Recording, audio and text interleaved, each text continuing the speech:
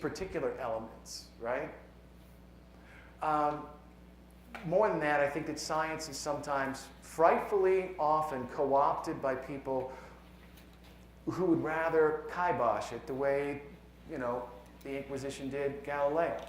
And even in our own time, there was a guy, Representative Brown, for instance, from Georgia. He's not in the House anymore in D.C. Not that I mind this, all right? But this is a poem kind of about this guy who said a thing that I just thought was astonishing. And this is about it. It's got a long title. The title is, in fact, as long as the poem. It's called "To the Representative on the House Science, Space, and Technology Committee, who in 2012 said evolution, Big Bang Theory, all that is lies straight from the pit of hell. I offer this quick study on natural selection, in which the eagle is thought, the river is reason, the salmon is insight, tomorrow is a salmon, and the crows, of course, are you. No one sees the end when they begin. Not the eagle letting go and going back to catch another fish, not the snowpack becoming this river, not the salmon yanked from the water, not even the crows, that cawing hassle, mob of black harassing the eagle. We never see the end because of hope. But that salmon didn't make it home to spawn. The eagle's flown downstream and out of view beyond a river bend. The afternoons moved on toward tomorrow, and tomorrow is a fish. Another occasion, like all these crows, to turn and argue. Or not. I'll throw coins in the river. Make a wish. So those were science poems. Behind me, if you've read it, is something from a book called A Short History of Mythology by, I didn't misspell that word. You just think I did. I spelled it correctly-ish. In America, we've fixed everything that the British did wrong. We don't spell theater with an R-E, I hope. We certainly don't spell center with an R-E, but an E-R. If you spell color with a U, well, you're in the wrong country, all right? I mean, we crossed the Atlantic in order to fix the misspelled words in England. Realize, all right? She's doing it with an S because she's British. The book was published in the UK. But I think that her point is valid. There are several there. I'm not going to read them. Instead, I just want to transition for a little while to talk about not science poems, but instead myth poems, which are, as old as the humanities, I suppose, right? It's not as if they existed in space before us, but whatever. So I'm going to do some mythology poems. It's a bridge, though, between, I want to get there this way. I have a piece called Spelling, right? And by that I mean spelling as in I before E except after C, but also spelling as in like spell casting. All right, so this is called Spelling. I was a spelling tutor once for 3 Arab guys, Muhammad, and Khalid. We'd meet, and I'd agree that it's a pitchfork curse, that zoo, blue, shoe through, view, and two shouldn't rhyme, that heart with part, and haunt with want, and reign as in king with rain as in weather were insane. And then we go shoot pool. Muhammad was the best at it, an extrovert, always smiling. So on the day he said he didn't want to, I could tell that he was feeling down. I miss camels, he said. Here, there are only cows. To hell with idioms. He'd hit on a better way to say, I'm homesick. And right now, talking to you, I'm homesick too. Not for camels, for water. Astrology tells me there's a reason for this. My zodiac sign is the crab, and I'm landlocked. 4,000 feet above sea level, Utah. But just like with spelling, an E on the end makes the vowel sound long, but not in the case of the number 1. There must be exceptions. I mean, somewhere there's bound to be a Taurus, earth sign, who totally lives to water skiing. Or a Virgo, another earth sign, who up and buys a kayak in her 30s, turns herself halfway into an otter. even inventing new coves in her sleep and new woods with accessible places to launch from. One night, she finds her arms moving under the blankets enough that she wakes herself up. It's the middle of the night, it's her bedroom, and the nearly fluid sunlight cutting through the overcast was just a dream. The sound of her paddle dipping, dipping, dipping in the lake was just rain outside getting scooped at her house by wind gusts. The weather and her limbs tuned and rhythmic, liquid whispers. Water. Mix it with grain and time, you get whiskey. With pigment and talent, you get art. With salt, and now you have a home for orcas. Mix it with imagining and memory, and I don't feel so homesick anymore. How do you spell kayaker? W-A-T-E-R. How do you spell hypnotic? W-A-T-E-R. How do you spell want and heart and rain? W-A-T-E-R. And this is called what any stone can tell you. When the earth discovered it was earth, its astonishment became canyons, and its million years of laughter made them deep. There, in those darker beds, it could lie down still and dream. Dream waterfalls over granite. Dream moss as soft as love. Dream pines at impossible angles, strong as love.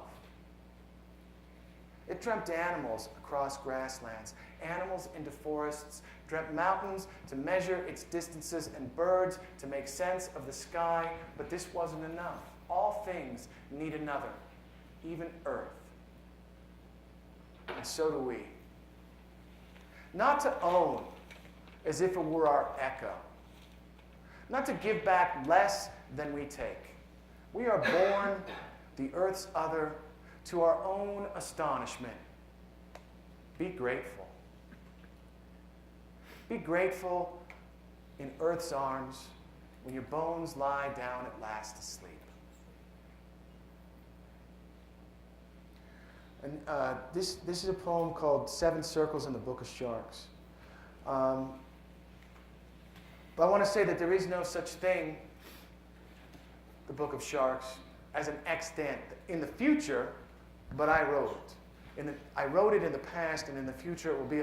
I'm not referring to something like a researcher would. Instead, I just invented it. Again, I think that's part of the appeal to me of mythology and poetry and literature as opposed to science. You get to do it yourself instead of stand exactly on the research that's done before and take it the next step. Instead, you get to stand on the imagination of things before and take the next step. To me, imagination is more fun than observation. So this is called 7 Circles in the Book of Sharks. And it starts with a genealogy.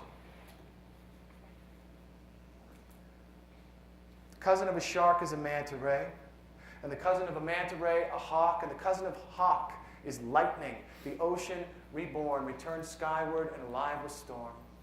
And the cousin of storms is a waterfall, and the cousin of falling is the wind.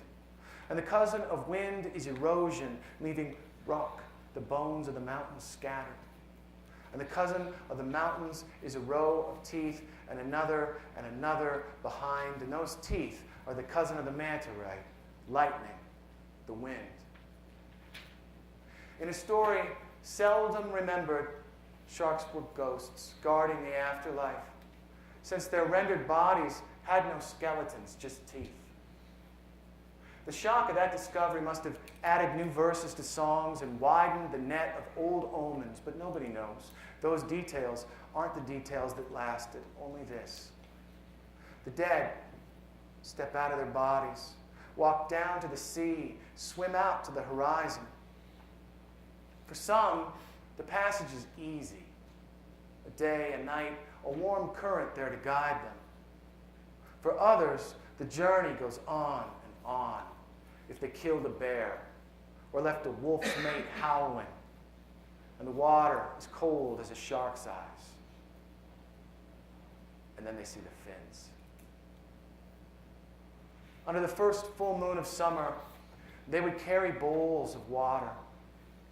The night reflecting on the surface, making more, a procession of moons moving forward.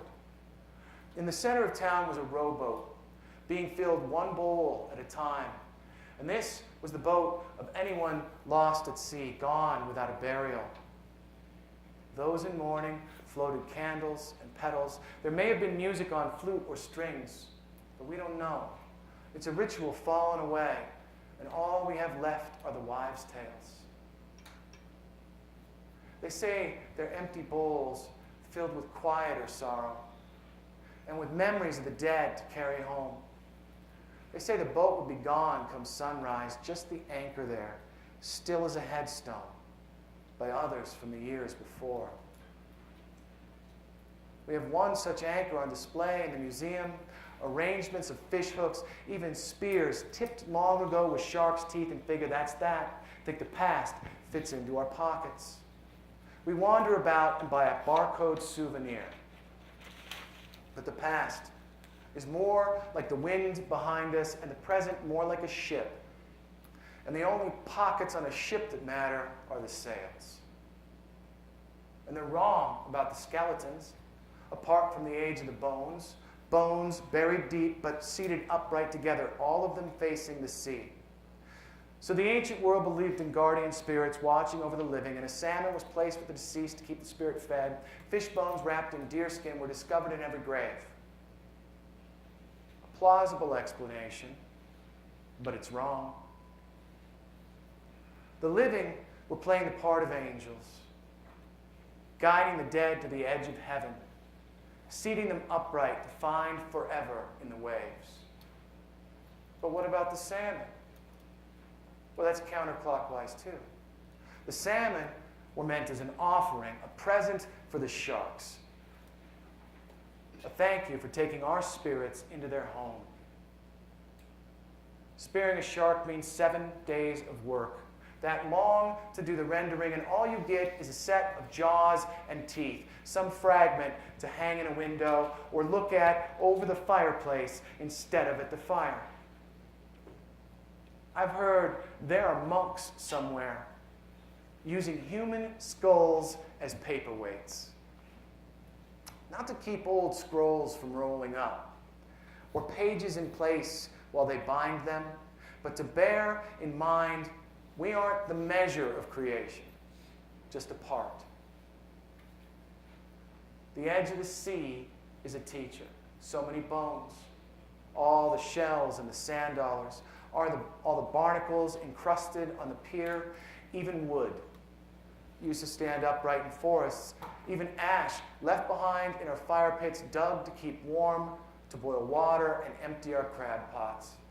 Even steam rising up like the spirit of rivers, joining clouds that drift above our graveyards, and higher still.